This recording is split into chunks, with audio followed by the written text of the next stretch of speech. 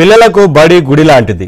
చదువు చెప్పే టీచర్లు దేవుళ్లతో సమానం. కానీ ఇవేవీ పట్టలేదు ఓ ఉపాధ్యాయుడికి. క్లాస్ రూమ్నే ప్రయోగశాలగా చేసి మత్తు పదార్థాల తయారీకి శ్రీకారం చుట్టాడు. ఈగల్ టీం దాడితో ఈ నీచపు దందా బట్టబయలైంది. నగరం నడిబడ్డులో వెలుగు చూసిన ఘటన విద్యార్థుల తల్లిదండ్రుల్లో దడ పుట్టిస్తోంది.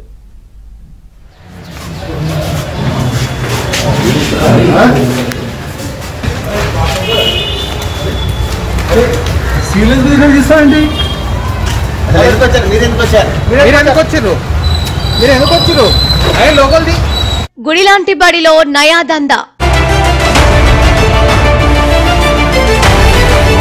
డ్రగ్స్ తయారీకి డెన్గా మారిన చిన్నపిల్లల స్కూల్.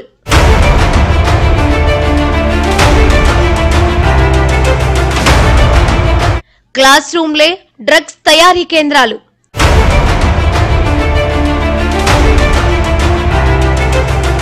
విద్యార్థుల తల్లిదండ్రుల్లో టెన్షన్.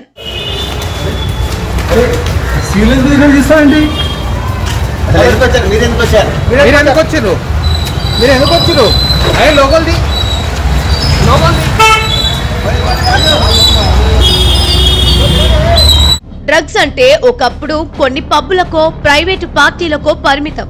కానీ ఇప్పుడు తెలంగాణలో ఎందెందు వెతికినా అందందు అంటూ ప్రమాదకర డ్రగ్స్ దొరుకుతున్నాయి.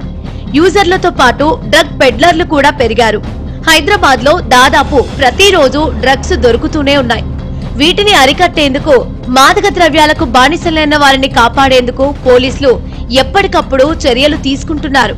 అయినా కూడా పరిస్థితి మారడం లేదు. ఎవరికీ అనుమానం రాకుండా ఓ ముఠా ఏకంగా స్కూల్ నే డ్రగ్స్ తయారీ కేంద్రంగా మార్చుకోవడం సంచలనంగా మారింది. హైదరాబాద్ లోని ఓల్డ్ బోయిన్పల్లిలోని స్కూల్లో మత్తుమందు తయారీ కేసులో దర్యాప్తు కొనసాగుతోంది.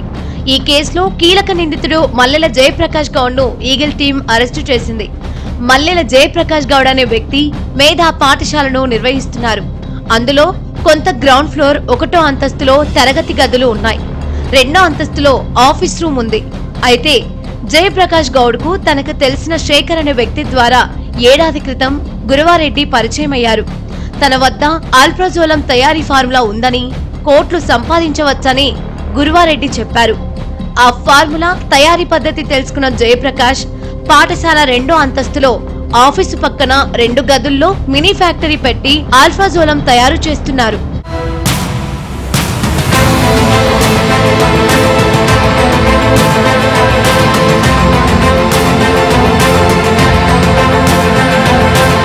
డ్రగ్స్ వాసనను పసిగట్టిన ఈగల్ టీం స్కూల్ పై దాడి చేయగా ఆల్ప్రాజోలం తయారీ యూనిట్ బయటపడింది.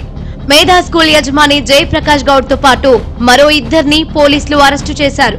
పాఠశాల వెనుక భాగంలో గుట్టుగా 8 తయారీ యూనిట్లు నడుపుతున్నట్లు గుర్తించారు. అంతేకాదు 21 లక్షల నగదు, ముడి సరుకు, తయారీ పరికరాలు సీజ్ చేశారు. ఆల్ప్రాజోలం తయారీ వెనుక ఎవరున్నారు? ఇప్పటి వరకు తయారు చేసిన మత్తు మాత్రలను ఎవరెవరికి విక్రయించారు అనే దానిపై లోతుగా దర్యాప్తు మొదలు పెట్టారు పోలీసులు. ఇక స్కూల్లో డ్రగ్స్ తయారీ కేంద్రాలు బయటపడటంతో మేధా హై స్కూల్ ను అధికారులు సీజ్ చేశారు. మేధా స్కూల్ అన్ని అనుమతులను రద్దు చేశారు.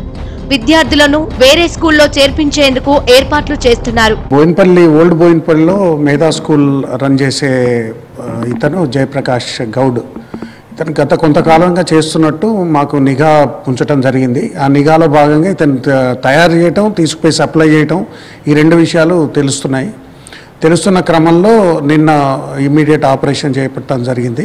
దాంట్లో ఇతను 3.5 కేజెస్ ఆల్ప్రాజోలం తీసుకుపోయి మహబూబ్నగర్లో సప్లై చేయడానికి అతను తీసుకుపోతుండగా, తరలించే ప్రయత్నం చేస్తుండగా మేము అతను పట్టుకున్న తర్వాత ఆశ్చర్యకరమైన విషయం ఏంటంటే అతను తయారు చేసేది ఆ స్కూల్లోనే పై ఫ్లోర్లో తయారు చేస్తున్నాడు. పై ఫ్లోర్లో ఆల్ప్రాజోలం 4 స్టేజెస్లో చేస్తున్నాడు.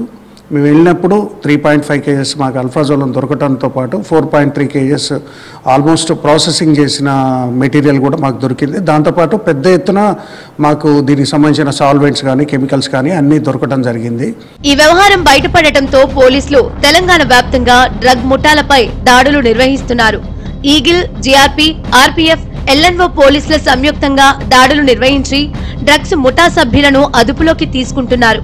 సికింద్రాబాద్ రైల్వే స్టేషన్ లో 4 డ్రగ్ పెడ్లర్లను అరెస్టు చేయగా వారి నుంచి 91 కేజీల గంజాయి స్వాధీనం చేసుకున్నారు.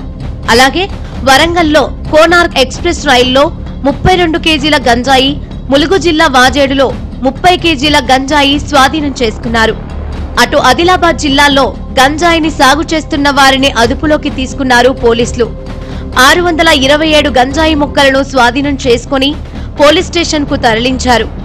సీజ్ చేసిన గంజాయి విలువ దాదాపు 62,70,000 రూపాయల వరకు ఉంటుందని అంచనా వేశారు. మొత్తంగా పలు దాడుల్లో 16.31 లక్షల విలువైన డ్రగ్స్ పరికరాలను అధికారులు స్వాధీనం చేసుకున్నారు.